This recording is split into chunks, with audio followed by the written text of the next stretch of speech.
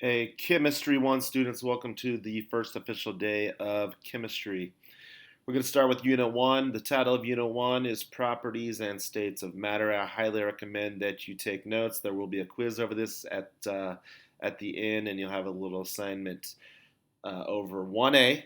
And 1A is titled Properties and States of Matter. So let's get into this.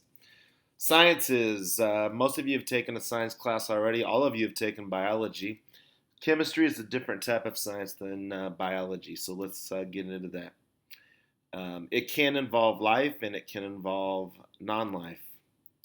Back in the day, we're talking 2,000 to 3,000 years ago, science used to be divided into two categories: physical, which were the non living things on Earth, and biological, which were the living things on Earth. Definitely, chemistry falls under both categories, living and non living. Generally, non living chemistry is called inorganic chemistry, and living chemistry can go by several names. You can go organic chemistry or biochemistry. The definition of chemistry. There are three parts to the definition of chemistry, and we want to achieve these things every day in your class, every day that we're in class. We're going to study the composition, structure, and property of matter. We're going to study the changes and processes that matter undergoes on Earth and in the universe. And we're going to study the energy changes that accompany the chemical and or physical changes. So three definitions, three parts, and you should know those three parts. Instruments. We have to use instruments to make measurements and to observe. So I want to talk about a few of the instruments that we use in chemistry. You may or may not recognize some of the things in this picture. Let's start with the easy one. Up here in the top right is obviously a thermometer, and a thermometer measures temperature. We will find out eventually that temperature on Earth is measured three different ways. Here in the United States, we measure in Fahrenheit. Throughout much of the rest of the world, they measure in Celsius. And in chemistry and in physics, you can measure in something called Kelvin, which you may or may not have heard of before. We will almost always use Celsius or Kelvin and never Fahrenheit. Sorry about that, Bell. Then down here are some of the glassware items that we use to take volume measurements in chemistry. So you may have heard of beakers before. Beakers have wide mouths, and there are two beakers in this picture. And there are flasks, and there are three different types of flasks. They have narrow mouths, and then sometimes we have little containers that we can measure volume in also. And the standard for volume in chemistry will be the milliliter or the liter. Down here on the left, hardly anyone can ever tell me what the left-hand bottom picture is. And I will tell you this, it's digital, and it's actually a digital scale, which will measure mass, the amount of matter. And all you have to do is put your sample on the scale, and it will tell you a number. And the most often, the standard measurement for mass in chemistry will be the gram or the kilogram.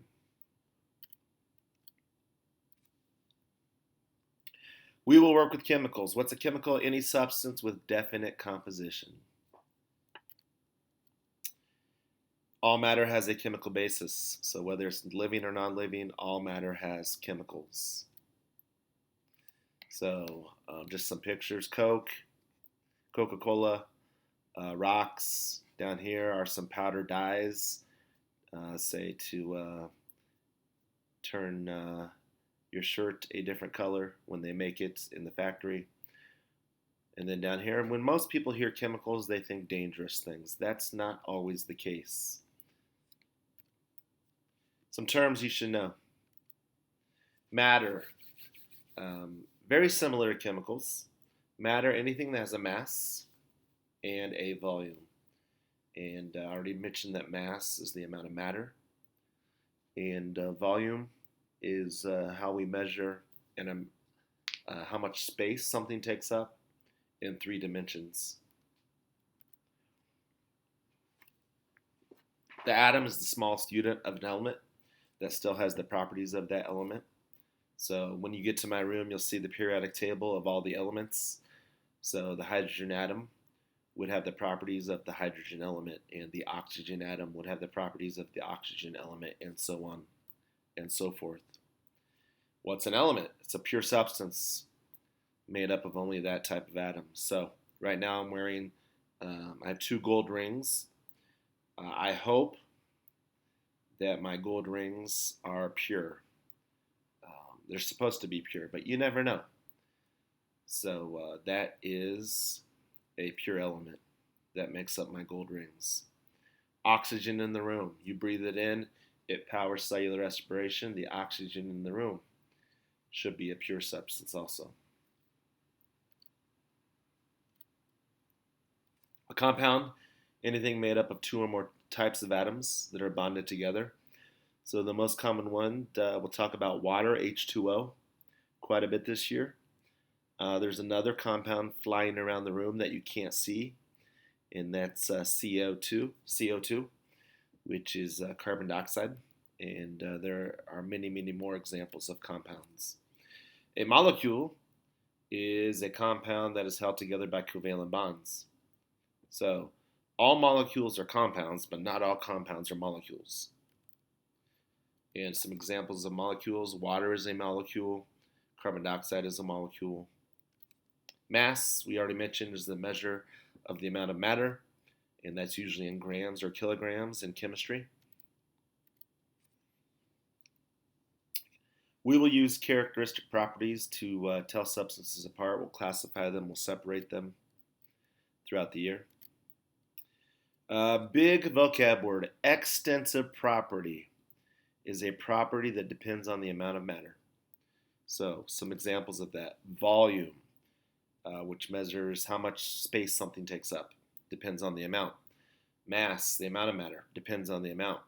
Energy, so maybe you have a tiny little spark in the lab, or maybe you have a huge explosion in the lab.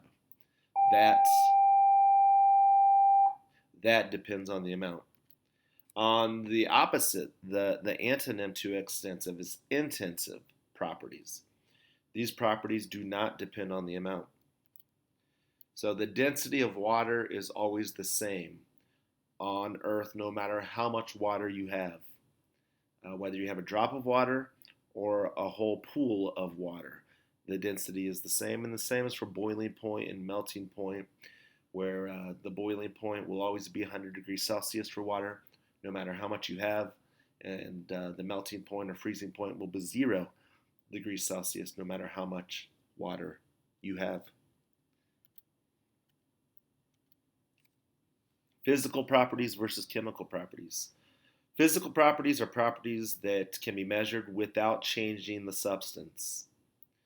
Chemical properties are characteristics that can be measured when you do change or transform the substance. So physical, no change; chemical, transformation.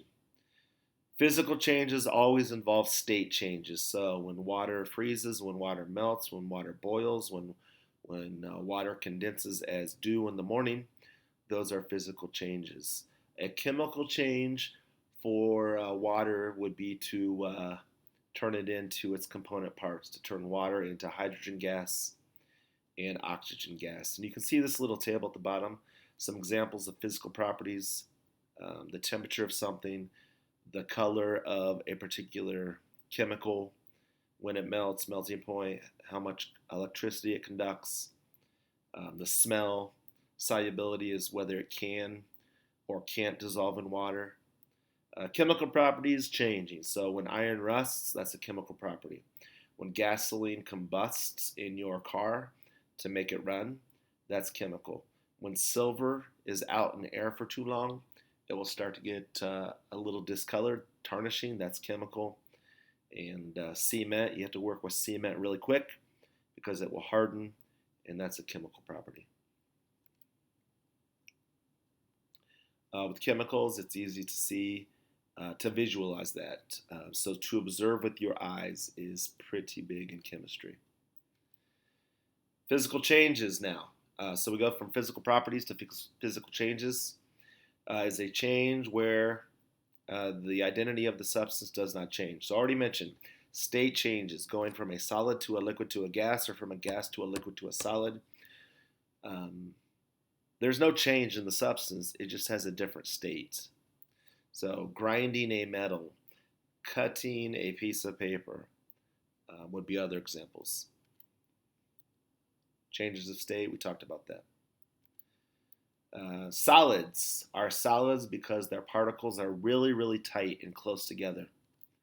And those particles don't move very much. They're in fixed positions. Solids will always have a volume and a shape. Liquids, on the other hand, the particles are spaced out a little bit so they can freely move. Liquids will always have a definite volume, but they will take the shape of their container. So if you look off to the right, the water takes the shape of the flask. If I pour the water out, it takes the shape of the sink or the table that I poured on. Gases, the particles are very far apart. So gases don't have a definite volume and gases don't have a definite shape. The atoms are moving very quickly, and as I said earlier, they're far apart. Here are some state names. You probably heard of these state changes, but not all of them. You've heard of melting. You've heard of evaporation, maybe condensation. Solidification, going from a liquid to solid, we often times will call freezing. The two that you probably haven't heard as much about are sublimation and deposition. So going from a solid to a gas, sublimation. That often happens to piles of snow in the winter, where big piles will get smaller and smaller over time as the energy from the sun hits a pile of snow. The pile of snow will directly turn into gaseous water, and that pile of snow will get smaller. Going from a gas to a solid, deposition, you don't see it too often either. Really, the only time you see it is in the winter time. Let's say it's foggy out. Fog is gaseous water, and when it hits, say, your car, it goes, as soon as it hits your cold car out in your driveway, it will form a coating of ice on your windshield or on your car, and that's deposition. Chemical changes. Very similar to chemical properties, a change in a substance where it becomes two or three or just a different substance. Chemical reactions, we'll actually cover chemical reactions not for a while, probably about January is when we'll cover chemical reactions hardcore. We'll talk a little bit about it here in the first semester. The amount of matter does not change. That's a law on Earth that we'll hit pretty soon. Reactants are the substances that react, and products are the substances that form in a chemical reaction. So, mercury plus iodine, those are the reactants. When reacted with each other, will become mercuric iodide. So, mercuric iodide would be the product. And you can see the change. So, mercury is a liquid metal. Iodine looks like this. When I chemically react these two, I get this mercuric iodide. The mercuric iodide does not look like the mercury, and it does not look like the iodine. We get the change in both, a change. That's a chemical change or a chemical reaction. How do you know a chemical reaction occurs? This is the last slide. 4 things. Using your senses, you can tell if a chemical reaction occurs. Energy is released. So sometimes heat is released, sometimes light is released. Sometimes energy is absorbed. When energy is absorbed, something gets colder. So we can say that is an indication of a chemical reaction also. Bubbles are produced. That's pretty self-explanatory. New word, a precipitate forms. Precipitate is just a special word for solids. So I mix two compounds together, two solutions together, and a solid forms. And then finally, there's a color change, as you kind of saw in the previous slide.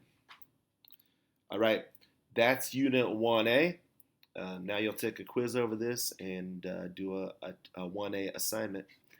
I'll see you guys soon.